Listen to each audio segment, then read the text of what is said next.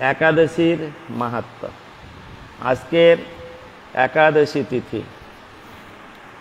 এই একাদশীর নাম হচ্ছে যোগিনী একাদশী। বরাহ পুরাণের মধ্যে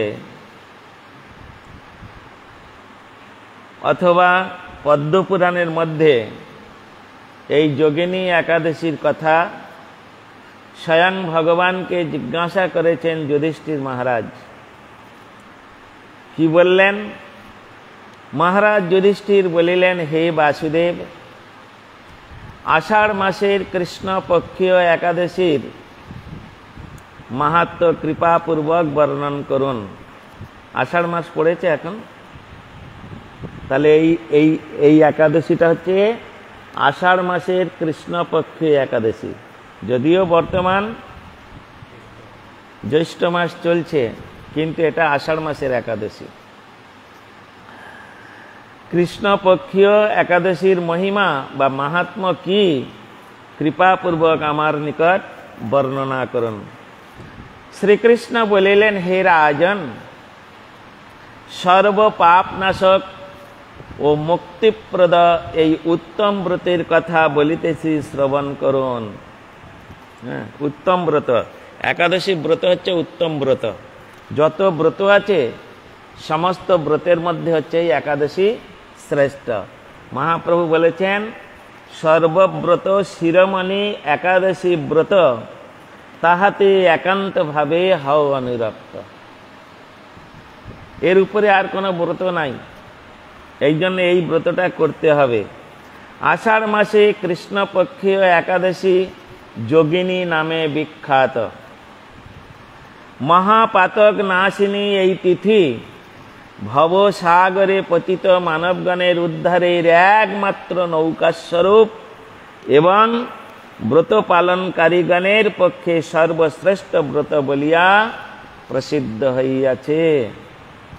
এই প্রসঙ্গে তোমাকে এক পবিত্র পৌরাণিক কাহিনী বলিতেছি। ভগবান শ্রীকৃষ্ণ যুধিষ্ঠির মহারাজকে লক্ষ্য করে বললেন, আমি তোমাকে এই সম্বন্ধে নিজস্ব কথা কিছু বলবো না। পুরাকালে পৌরাণিক এক কাহিনী রইয়াছে, পবিত্র কাহিনী, সেটা আমি আপনার কাছে বর্ণনা করছি, সেটা শ্রবণ করুন।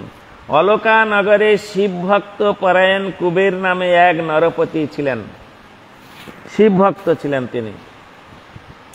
তাহার হেমমালী নামে একজন পুষ্প চয়নকারী মালী ছিল, নাম তার হেমমালী।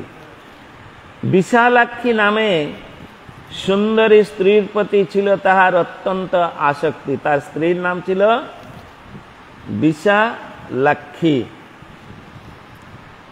প্রত্যহ শিব পূজার জন্য সে মানস সরোবর হইতে পুষ্প চয়ন করিয়া দক্ষরাজ কুবেরকে দিত।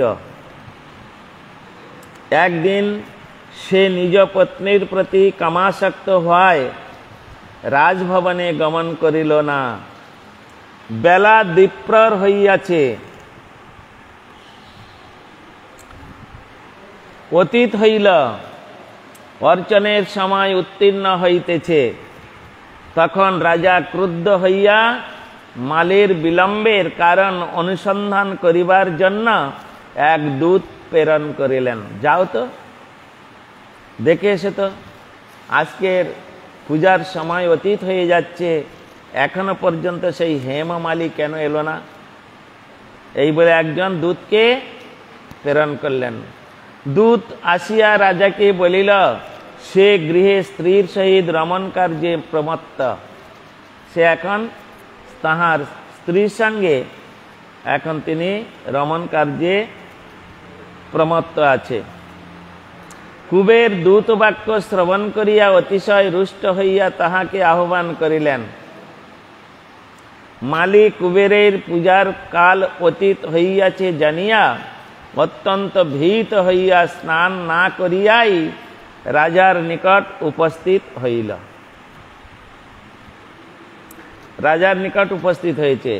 তাহার দর্শন মাত্র রাজা ক্রোধবশে চক্ষু রঞ্জিত ও অধর দেশ কম্পিত করিয়া বলিলেন, রে সুর অধম, পাপিষ্ঠ দুরাচার, তুই দেব পূজার পুষ্প আনয়নে অবজ্ঞা করিয়াছিস, সুতরাং শীঘ্র পত্নী সহ স্বর্গ হইতে দূর হ এবং শ্বেত প্রভৃতি 18 প্রকার কুষ্ঠরোগে দুঃসহ যন্ত্রণা ভোগ কর। কুষ্ঠরোগ কয় প্রকার? 18 প্রকার কুষ্ঠরোগ আছে। হ্যাঁ, 18 প্রকার কুষ্ঠরোগ। কুষ্ঠরোগ কয় প্রকার? 18 প্রকার। সেই 18 প্রকার কুষ্ঠরোগে আক্রান্ত হলেন এই দেবমালী, এই হেমমালী আর বিশালাক্ষী, দুজনে স্বামী স্ত্রী। কুবেরের এই অভিশাপে হেমমালী পত্নীর সহিত স্বর্গভ্রষ্ট হইয়া দীর্ঘকাল যাবৎ কুষ্ঠরোগ ভোগ করিতে লাগিল। ভোগের যন্ত্রণায় কিবা দিন কিবা রাত্র কোনো সময় সুখ অনুভব করিত না। এইভাবে শীত গ্রীষ্মে উৎকট বেদনায় বহু কষ্টে জীবনযাপন করিতে লাগিল। কিন্তু দীর্ঘকাল যাবৎ মালী মহাদেবের অর্চন পুষ্প সংগ্রহের ফলে শাপগ্রস্ত হইয়াও বৈষ্ণবপ্রবর শিবের স্মরণ বিস্মৃতি হয় নাই। হ্যাঁ, এতদিন তিনি ওই শিব পূজার জন্য মানস সরোবর থেকে পুষ্প আনতেন, তো তা শিব ঠাকুরের কৃপায় তিনি এই শিবের কথা বিস্মরণ হয়নি। বৈষ্ণবানাং যথা শম্ভু, শিব ঠাকুরের কথা, শিব হচ্ছেন পরম বৈষ্ণব, সেই পরম বৈষ্ণবের যিনি স্মরণ করেন তার সমস্ত বিপদ ধীরে ধীরে ধীরে ধীরে দূরীভূত হয়। একদিন মালী পত্নী সহ ভ্রমণ করিতে করিতে হিমালয়ের প্রদেশে শ্রী মার্কেন্ডেয় ঋষির আশ্রমে উপস্থিত হইল। কুষ্ঠ রোগ পীড়িত সপত্নী হেমমালীকে দর্শন করিয়া শ্রী মার্কেন্ডেয় তাহাকে জিজ্ঞাসা করিলেন, তুমি কাহার অভিশাপে এরূপ নিন্দনীয় কুষ্ঠ রোগগ্রস্ত হইয়াছ? সে উত্তর দিল, হে মনিবার, রাজা ধনদ কুবেরের আমি ভৃত্য ছিলাম, নাম হেমমালী। আমি প্রত্যহ মানস সরোবর হইতে পুষ্প চয়ন করিয়া শিব পূজার জন্য আমাকে অর্পণ করিতাম, রাজাকে অর্পণ করিতাম। প্রত্যহ মানস সরোবর হইতে পুষ্প চয়ন করিয়া শিব পূজার জন্য রাজাকে অর্পণ করিতাম। কিন্তু দুর্ভাগ্যক্রমে একদিন স্ত্রীর মনোরঞ্জন করিতে কামাসক্ত হওয়ায় সেই পুষ্প অর্পণে বিলম্ব হয়। তখন রাজার অভিশাপে এইরূপ দুর্দশাগ্রস্ত হইয়াছি। পর উপকারই সাধুগণের স্বাভাবিক ধর্ম। হে মনীশ্রেষ্ঠ, আমাকে অত্যন্ত অপরাধী জ্ঞানে আমার প্রতি প্রসন্ন হউন। দয়াদ্র চিত্ত মার্কেন্ডেয় মণি বলিলেন, হে মালিন, তোমার মঙ্গলের জন্য শুভ ফলপ্রদ এক ব্রত উপদেশ করিতেছি, শ্রবণ কর। আষাঢ় মাসের কৃষ্ণপক্ষীয় যোগিনী নামক একাদশী ব্রত ভক্তিভরে পালন করিও। এই ব্রত প্রভাবে সকল প্রকার কুষ্ঠ ব্যাধি হইতে মুক্ত হইবে। শ্রীকৃষ্ণ বলিলেন, ঋষির বাক্য উপদেশ শ্রবণ করিয়া মালী তাহাকে সাষ্টাঙ্গ দণ্ডবৎ প্রণাম করিল। শাস্ত্রে আছে, দেবতা প্রতিমাং দৃष्ट्वा জ্যোতিঞ্চৈব ত্রিদণ্ডিনম নমস্কারং ন কুর্যাৎ চেদ উপবাসেন সিদ্ধতি। ভগবানের শ্রী বিগ্রহ আর ত্রিদণ্ডী সন্ন্যাসী যখন যেখানে দেখবেন প্রণাম করতে হবে। ভূমিষ্ঠ হয়ে ষষ্ঠাঙ্গে না হলেও পঞ্চাঙ্গে প্রণাম করতে হয়। যদি না করেন তাহলে আপনার এক প্রকার পাপ হবে।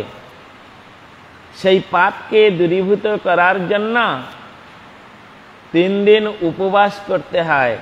3 দিনে জল পর্যন্ত গ্রহণ করা চলবে না, তবে ওই প্রায়শ্চিত্ত হবে। এই জন্য পুরাণের মধ্যে এই শ্লোকটা আছে, দেবতা প্রতিমাং দৃষ্টা জ্যোতিঞ্চৈব ত্রিদণ্ডিনাম নমস্কারং ন কুর্যাৎ চেদ উপবাসেনা শুদ্ধতি। অর্থাৎ আপনাকে উপবাসের দ্বারায় 3 দিন উপবাসের দ্বারায় প্রায়শ্চিত্ত করতে হয়। এই জন্যে ষষ্ঠাঙ্গে না হলেও পঞ্চাঙ্গে ভূমিষ্ঠ হয়ে প্রণাম করতে হয়। কার কার? ভগবানের শ্রী বিগ্রহ আর ত্রিদণ্ডী সন্ন্যাসী, এটা মনে থাকে যেন। তাই শ্রীকৃষ্ণ বলিলেন, ঋষির উপদেশ বাক্য শ্রবণ করিয়া মালি তাহাকে ষষ্ঠাঙ্গ দণ্ডবৎ প্রণাম করিল। পরে অত্যন্ত আনন্দ সহকারে ঋষির আদেশ অনুসারে নিষ্ঠার সহিত যোগিনী একাদশী ব্রত পালন করিলে হেমমালী সর্বপ্রকার রোগমুক্ত হইল ও পত্নীর সহিত সুখে জীবনযাপন করিতে লাগিল। হে যুধিষ্ঠির, এইরূপ ব্রত উপবাসের মাহাত্ম্য কীর্তন করিলাম। এই ব্রত পালনকারী 88 সহস্র ব্রাহ্মণ ভোজনের ফল প্রাপ্য হইয়া থাকে।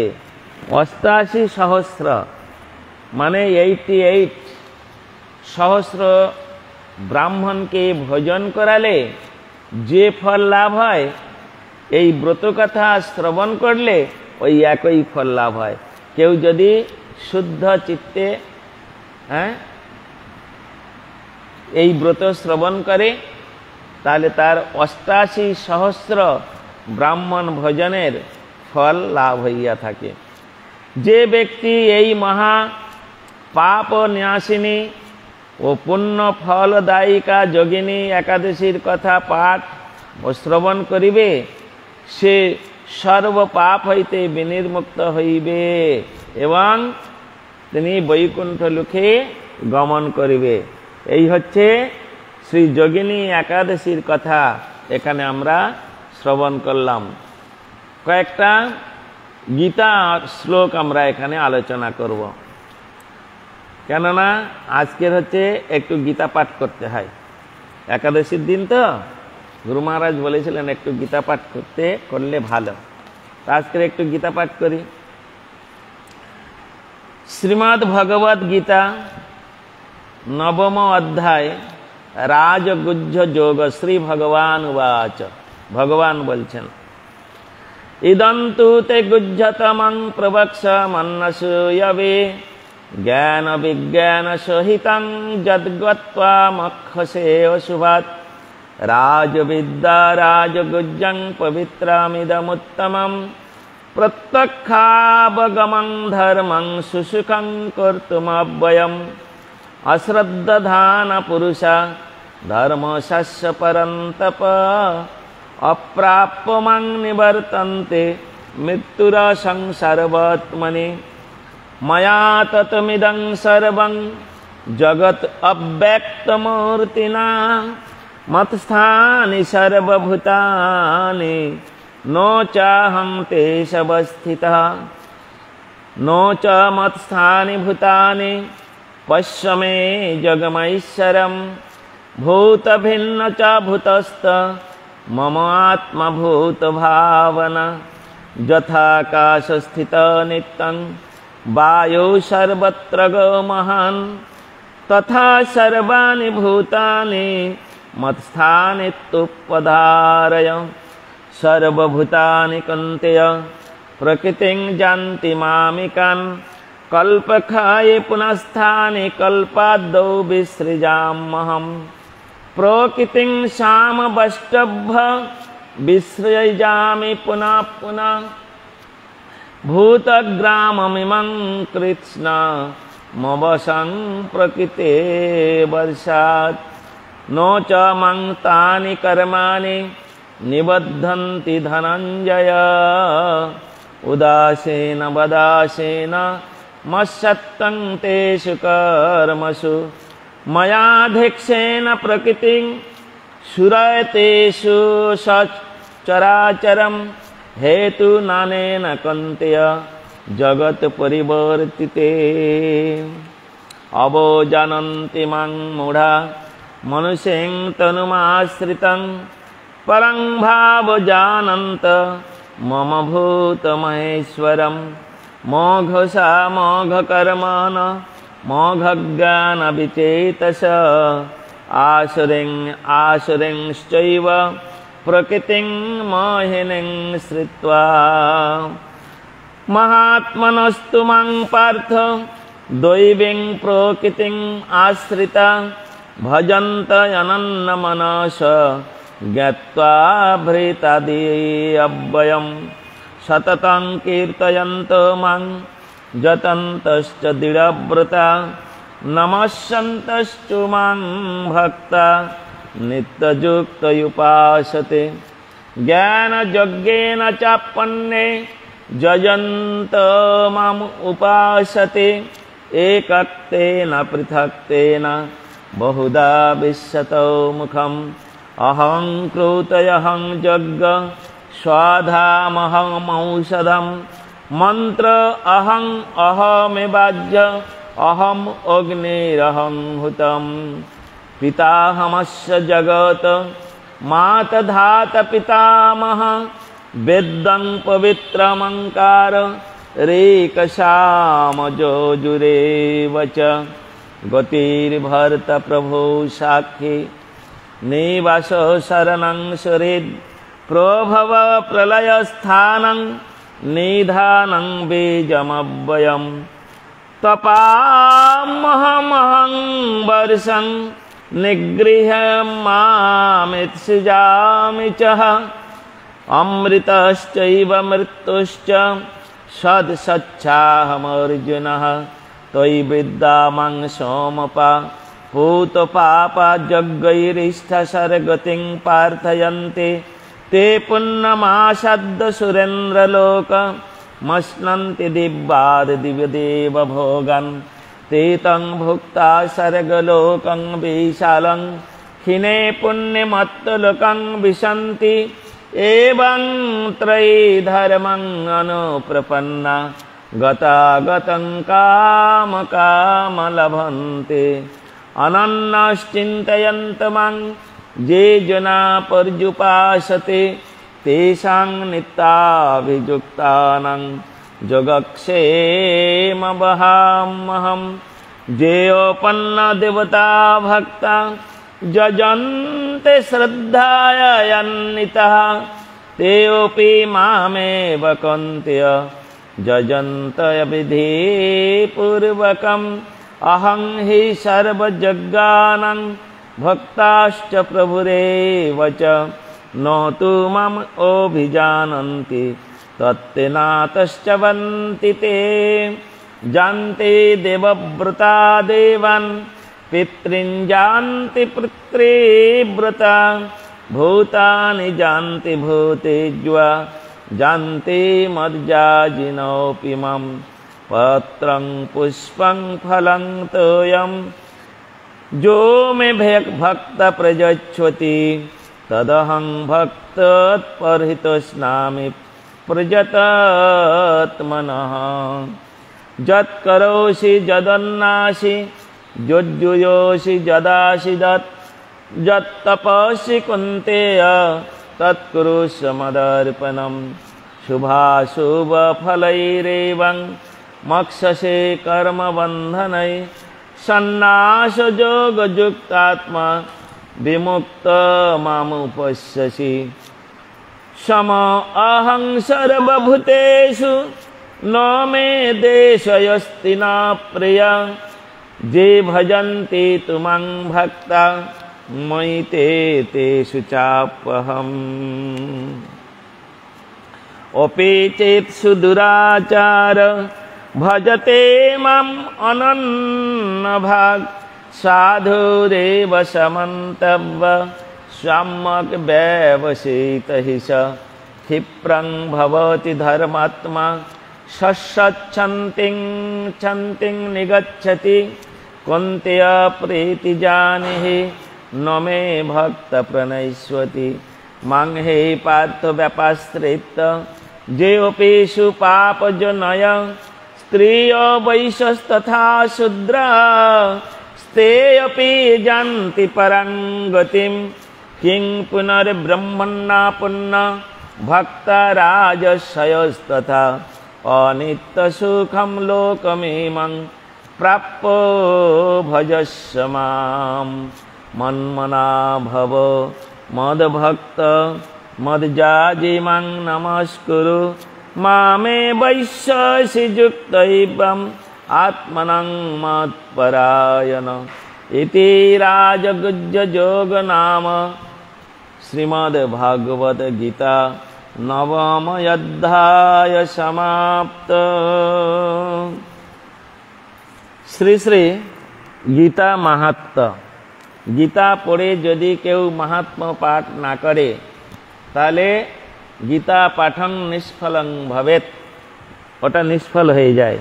এই জন্য গীতা পাঠ করে তার মাহাত্ম্য পাঠ করতে হয়। গীতা শ্রীমদ্ ভগবদ গীতা মাহাত্ম্যম গীতা শাস্ত্রমিদং পুণ্যং য পঠেত প্রজতো পুমান বিষ্ণুপাদবাপ্নोति ভয়শোকাদিবর্জিতঃ। গীতাধ্যয়নশীলনস্য প্রাণায়াম পরস্য চ नैव सन्ति हि पापानि पुनर्जन्म कृतानि च। मलनिर्मोचनं पुंसां जलक्षानं दिने दिने गीता सकृद्गीताम्भशिशानं संसार मलनाशनम। बोले আমরা যে স্নান করি গায়ের ময়লা দূরীভূত করার জন্য মল নির্মোচनं পুংসাং জল স্নানং দিনে দিনে, প্রতিদিন যে আমরা স্নান করি সাবান মেখে কত রকম জল দিয়ে স্নান করি গায়ের ময়লা দূরীভূত করার জন্য। কেউ যদি সকৃত গীতাম্ভসি স্নানং সংসার মলনাশনম, সংসারের যাবতীয় ময়লা সব দূরীভূত হয়ে যাবে, যত রকম বাধা বিপত্তি অমঙ্গল এগুলো সংসারের ময়লা এগুলো সব দূরীভূত হয়ে যাবে যদি আমরা এই গীতারূপ জলে স্নান করতে পারি। গীতা যদি প্রতিদিন কেউ এক অধ্যায় করে পাঠ করে মা, তাহলে তার আর চিন্তা নাই। তার সংসারে সব দুঃখ কষ্ট দূরীভূত হয়ে যাবে আর অন্তিমে সে গোলক বৃন্দাবনে স্থান পাবে। নিতাই গৌর প্রেমানন্দে হরি হরি বলে একটু উল্লুধ্বনি দেন।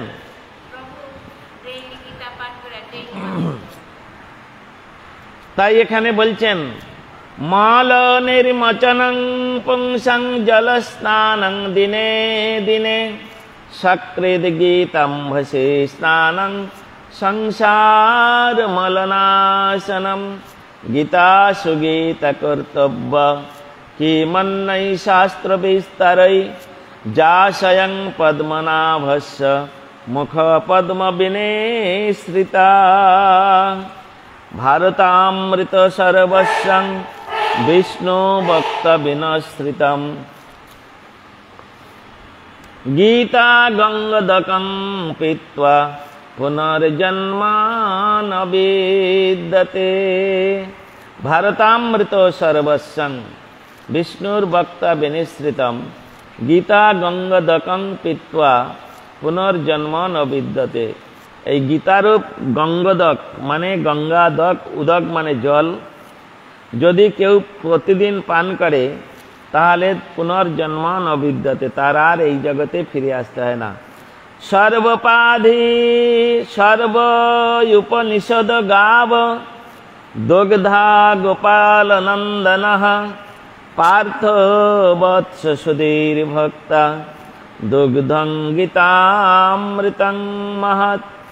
एक शास्त्रं देवकी पुत्र गीत एक देव देवकी पुत्र एव एक मंत्रस्तस्य नामानि जाने कर्मपेकं तस्य देवस्य सेवा। इति श्रीमद्भागवत गीता महत्तम समाप्त। वाञ्छाकल्पतरुभ्यश्च कृपा सिन्धुभ्येव च পতিতানাং পাবনেভ্যো বৈষ্ণবেভ্যো নমো নমঃ। আজকের আমরা এই যোগিনী একাদশী তিথিতে এক অধ্যায় গীতা শ্রবণ করলাম। এখন একটু আমরা এই যে আমরা নাম করি, নামের মহিমা কিভাবে শাস্ত্রে বলেছেন, কিভাবে নাম করতে হবে, সেই কথাই শাস্ত্রে উল্লেখিত হয়েছে। আমরা সেই নামের মহিমা কিছু শ্রবণ করব। শ্রী শ্রী নাম ভজন প্রণালী। প্রণালী মানে নিয়ম। নাম কি করে করতে হয়? যেমন তেমন করে আপনি হরিনাম করেন? মালা আছে? মালা নাই, হরিনাম করেন না, তাহলে ভালো। দিন রাত করেন কিন্তু মালা জপ করেন না। এই মালা জপ না করলে তো চলবে নাই, মালা জপ করতে হবে। হরিদাস ঠাকুর মালা নিয়ে জপ করেছিলেন, নামাচার্য ছিল হরিদাস ঠাকুর। মালায় জপ না করলে হবে না। এই জন্যে সৎ গুরুর কাছ থেকে মালা নিয়ে জপ করতে হবে মা, তা না হলে হবে না। হ্যাঁ, ওই হবে না, তিনি তো মালাই দেননি, তাহলে ওই গুরুর কাছে হবে না। ওটা প্রাইমারি স্কুলের গুরু। যদি হাই স্কুলে পড়তে চান তাহলে এই সৎ গুরুর কাছ থেকে মালা নিয়ে মালা জপ করতে হবে। নিরামিষ সেবা করেন, তাও করেন না, তাহলে ও দীক্ষা নিয়ে কি লাভ? ও গুরুর কাছে দীক্ষা নিয়ে কোনো লাভ হলো না। হ্যাঁ, ও যতই হোক হবে না, ওসব করলে হবে না। অসাধু সঙ্গে ভাই কৃষ্ণ নাম নাহি হয়, নামাক্ষর বাহিরয় বটে নাম কভু নয়। অসাধু কাকে বলেছেন? সাধুকে আর অসাধুকে। অসাধু তাকেই বলা হবে যিনি কৃষ্ণ নাম করে না, যিনি কৃষ্ণের প্রসাদ সেবা করে না, যিনি কৃষ্ণ পূজা করে না, যিনি কৃষ্ণের ভক্তদের সেবা করে না, সে হচ্ছে অসাধু। কি বললাম? আপনি কৃষ্ণের সেবা করেন, কৃষ্ণের ভক্তদের সেবা করেন, কৃষ্ণ নাম করেন, কিন্তু কৃষ্ণের প্রসাদ সেবা করেন না, অতএব আপনাকে সাধু বলা হবে না। এই চারটে করতেই হবে। কি কি? কৃষ্ণের প্রসাদ সেবা করতে হবে, কৃষ্ণের ভক্তকে ভালোবাসতে হবে, সেবা করতে হবে, কৃষ্ণের ভজন করতে হবে, আর কৃষ্ণ নাম করতে হবে। এই চারটে করলে তবে তাকে সাধু বলা হবে। তা আপনি অনেকগুলো করেন, কৃষ্ণকে ভালোবাসেন ঠিকই, হ্যাঁ, কৃষ্ণের সেবা করেন, মাঝে মাঝে ফল টল এনে দেন, হ্যাঁ, বৈষ্ণবদেরও সেবা করেন, মাঝে মাঝে বৈষ্ণবদের প্রণামী দেন, বাবা এইটা রাখুন, সময় অন্তরে কিছু কিনে সেবা করবেন, হ্যাঁ, ফল টল সেবা করবেন। বা কোনো বৈষ্ণব হয়তো এখান থেকে নবদ্বীপে যাচ্ছেন, তার হাতে 100 টাকা দিলেন, বাবা নবদ্বীপে যাচ্ছেন তো এটা গিয়ে ওখানে ধামে খরচ করবেন, হ্যাঁ, হাত খরচ দিলেন। এটা বৈষ্ণব সেবা হলো মা, এটা বৈষ্ণব সেবা, হ্যাঁ, এটা বৈষ্ণব সেবা। আর ভগবানের নাম করছেন, হ্যাঁ, সাধুদের সঙ্গে পড়ে হরে কৃষ্ণ নাম করছেন, তিনটেই করছেন, কিন্তু কৃষ্ণের প্রসাদ সেবা ভোজি নয়। আপনি কৃষ্ণের প্রসাদ সেবা হলো না, তাহলে ওটাকে আর সাধু বলা হবে না।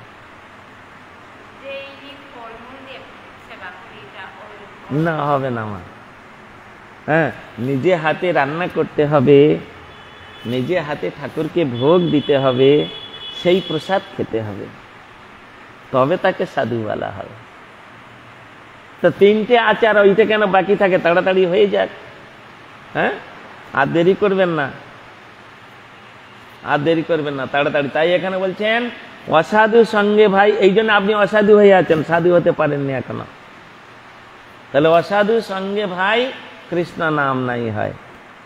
আর আপনার বাড়িতে সব তো অসাধু, অতএব ওখানে যতই কৃষ্ণ নাম করুন ওই কৃষ্ণ নাম হবে না। এখানে বলছেন দেখুন, অসাধু সঙ্গে ভাই কৃষ্ণ নাম নাই হয়, নামাক্ষর বাহিরায় বটে নাম কভু নয়। কভু নামা ভাষ হয় সদা নাম অপরাধ, এসব জানিবে ভাই কৃষ্ণ ভক্তির বাদ। তাহলে এই অসাধু অবস্থায় আপনি যে নামটা করছেন ওটা নাম হচ্ছে না মা, এটা কৃষ্ণ ভক্তির বাদ। আর কৃষ্ণ ভক্তি না হলে তো ভগবান প্রসন্ন হবে না। হ্যাঁ, তাহলে কোনোটাই হচ্ছে না। ওই একটা জিনিস বাদ দেওয়ার জন্য কোনোটাই হচ্ছে না মা, কোনোটাই হচ্ছে না। সবটাই সম্পূর্ণভাবে সাধু আপনার উপরে প্রসন্ন আছে, আপনি সাধু সেবা করেছেন। হ্যাঁ, ঠিক আছে মা, ঠিক আছে, আপনি এই টাকাটা দিলেন, আমি ওখানে গিয়ে মিষ্টি কিনে বা ফল কিনে গোবিন্দের সেবায় দিয়ে সব ভক্তরা মিলে সেবা করব। তাহলে আপনার কল্যাণ হলো, মঙ্গল হলো, সাধু আপনার প্রতি প্রসন্ন আছে। কিন্তু ভগবান প্রসন্ন হচ্ছেন না, নাম তো ঠিক মতো হচ্ছে না, অসাধুর সঙ্গে নাম হবে না। তাহলে যতক্ষণ পর্যন্ত আপনি গোবিন্দের প্রসাদ ভোজি না হবেন ততক্ষণ আপনাকে সাধু বলা হবে না। কি হবে মা, এত কষ্ট করছেন আর ওইটুকুর জন্য সব শেষ হয়ে যাবে। তাড়াতাড়ি ওটার ব্যবস্থা করুন, হ্যাঁ, শীঘ্রই ব্যবস্থা করুন, বেশি দেরি করবেন না। যদি করবে কৃষ্ণ নাম সাধু সঙ্গ কর, ভুক্তি মুক্তি সিদ্ধি বাঞ্ছা দূরে পরিহার। তুমি যদি কৃষ্ণ নাম করতে চাও তাহলে তোমাকে সাধু সঙ্গ করতে হবে, সাধুদের উপদেশ গ্রহণ করতে হবে, সাধুদের উপদেশ গ্রহণ করতে হবে। দশই অপরাধ না, দশই অপরাধ ত্যাজ মানে অপমান, অনাসক্তি বিষয় ভঞ্জ আর লহ কৃষ্ণ নাম। কৃষ্ণ ভক্তির অনুকূল সব করহ শিকার, কৃষ্ণ ভক্তির প্রতিকূল সব কর পরিহার। কৃষ্ণ ভক্তি লাভ করতে গেলে যেগুলো অনুকূল সেগুলো গ্রহণ করতে হবে মা, আর যেটা প্রতিকূল ওটা ত্যাগ করতে হবে। নিজের জন্য রান্না করে খাওয়া ওটা ভক্তির প্রতিকূল। নিজের জন্য রান্না করছেন, সব কিছু রান্না করছেন, সবাইকে খেতে দিচ্ছেন, সব কিছু করছেন, নিজেও খাচ্ছেন, কিন্তু এটা ভক্তির প্রতিকূল। ভগবানের জন্য রান্না করুন, করে তুলসী দিয়ে ভগবানকে ভোগ দিন, দিয়ে তখন স্বামীকে, ছেলেকে, মেয়েকে খেতে দিন, আপনিও খান, তখন ভক্তির অনুকূল হয়ে যাবে। হ্যাঁ, তখন ভক্তির অনুকূল হয়ে যাবে, তখন আর ভক্তির প্রতিকূল থাকবে না। এই জন্য এখানে বলছেন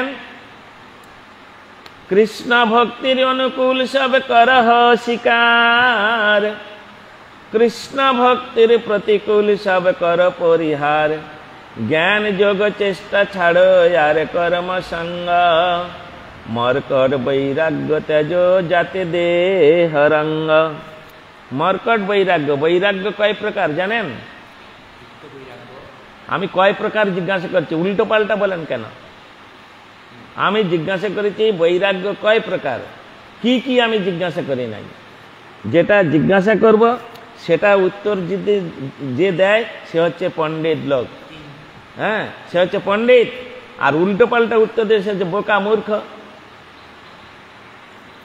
আমি আপনাকে জিজ্ঞাসা করেছি বৈরাগ্য কয় প্রকার। আমার লাইফে যারা আছে তারাও বললে খুব খুশি হব। আমার আজকের এই লাইফে যারা রয়েছে তারা যদি বৈরাগ্য কয় প্রকার যদি বলতে পারে তাহলে খুব খুশি হব। হ্যাঁ, বৈরাগ্য কয় প্রকার? তিন। কোথায় আছে তিন? জেনে শুনে বলছেন না না জেনে শুনে বলছেন? পড়াশোনা করে বলছেন না কিছু জানেন না এমনি আবল তাবল বলে দিলেন? ওরা তো বলতে পারবে না, তুমি তো পাঠ শুনে শুনে একবার বুড়ো হয়ে গেলে। বৈরাগ্য হচ্ছে চার প্রকার, চার প্রকার হচ্ছে বৈরাগ্য। তার মধ্যে এখানে একটাই বললেন, মর্কট বৈরাগ্য, শ্মশান বৈরাগ্য, ফল্গু বৈরাগ্য আর যুক্ত বৈরাগ্য। মনে থাকবে কি কি বললাম? মর্কট বৈরাগ্য, শ্মশান বৈরাগ্য, ফল্গু বৈরাগ্য আর যুক্ত বৈরাগ্য। বলুন তো একবার, বলুন, বলো, তুমি বলো।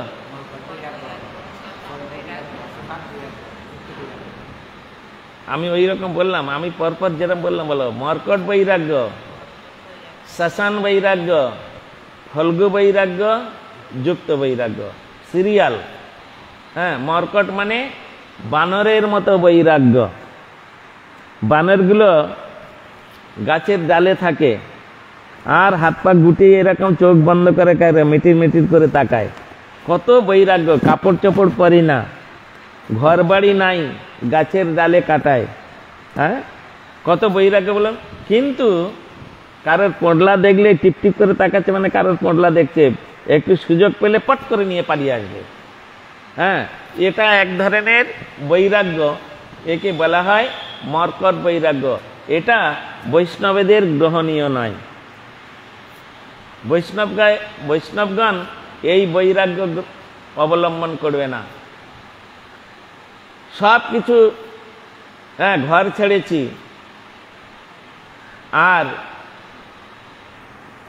ভালো জামা কাপড় পরি না, ভালো খাইও না, কিন্তু টাকা পয়সার লালসা যায় নাই,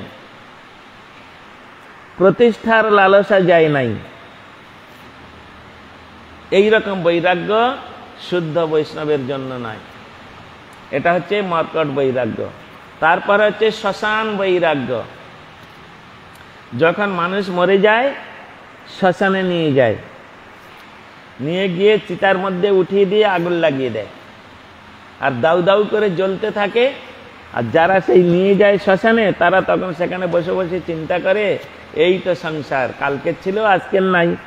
হ্যাঁ, এই তো সংসার, কি হবে আর, জায়গা জমি টাকা পয়সা কি হবে।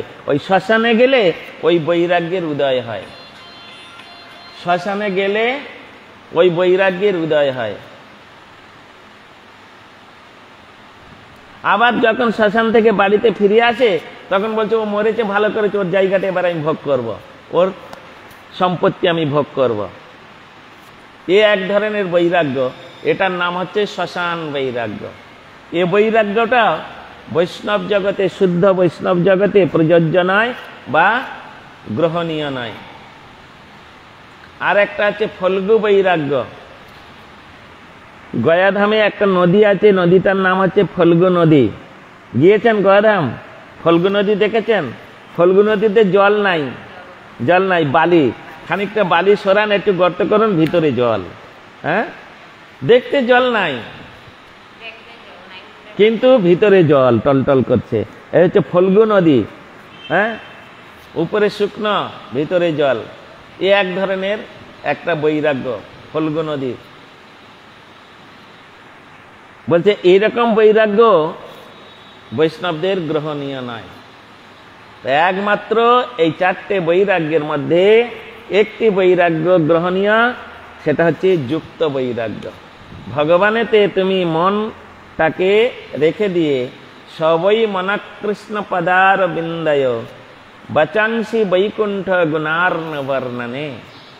ভগবানেতে মন রেখে আর ভগবানের প্রীতির জন্য যে বৈরাগ্য, সেই বৈরাগ্যটা হচ্ছে বৈষ্ণবদের গ্রহণীয়, সেইটা আদরণীয়। বুঝলেন?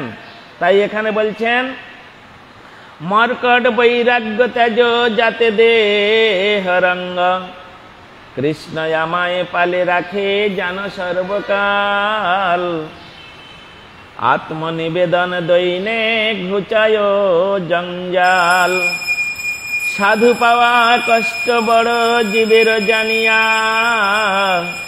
সাধু ভক্ত রূপে কৃষ্ণ আইলা নদিয়া, গোরা পদ আশ্রয় করহ বুদ্ধিমান, গোরা বই সাধু গুরু আছে কে বয়ান।